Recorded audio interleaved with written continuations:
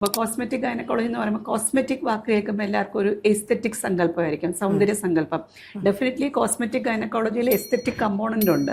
പക്ഷെ അതിലുപരി നമ്മൾ ഫങ്ഷണൽ ഗൈനക്കോളജി അഥവാ ടോട്ടൽ വിമൻ വെൽനസ്, പ്രത്യേകിച്ച് ഇന്റിമേറ്റ് ഏരിയസിൽ. അപ്പൊ ഇന്റിമേറ്റ് ഹെൽത്തിനെ ഫോക്കസ് ചെയ്യുന്ന ഗൈനക്കോളജിയുടെ ഒരു സബ് സ്പെഷ്യാലിറ്റിയാണ് കോസ്മെറ്റിക് ഗൈനക്കോളജി.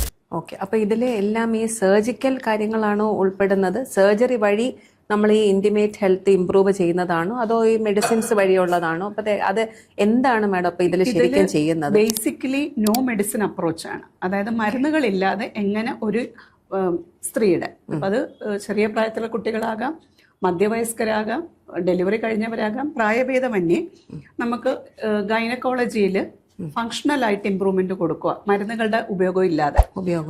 നോൺ സർജിക്കലും ഉണ്ട്, സർജിക്കലും ഉണ്ട്. കൂടുതലും നമ്മൾ ഫോക്കസ് കൊടുക്കുന്നത് നോൺ സർജിക്കൽ കാര്യങ്ങൾക്കാണ്. അതായത് സർജറി ഇല്ല, മരുന്നുകളില്ല, പെയിൻ ഇല്ല എങ്കിൽ പെട്ടെന്ന് റിലീഫ്.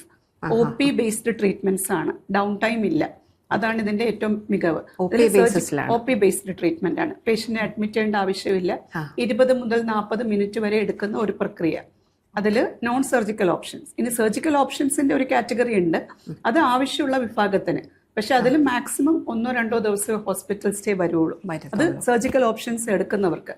ഇപ്പൊ നോൺ സർജിക്കൽ ഓപ്ഷൻസ് പറ്റില്ല, സർജിക്കൽ ഓപ്ഷൻസ് വേണമെന്ന് നമുക്ക് മാൻഡേറ്ററി ആയിട്ട് വരുന്ന സിറ്റുവേഷൻസിൽ മാത്രം അതിന്റെ ആവശ്യം. അല്ലാതെ കൂടുതലും സെക്ഷുവൽ ഹെൽത്ത് ഉണ്ട്, ഫങ്ഷണൽ ഹെൽത്ത് ഉണ്ട്, സൈക്കോളജിക്കൽ ആസ്പെക്ട് ഉണ്ട്, total women wellness focusing on the intimate areas.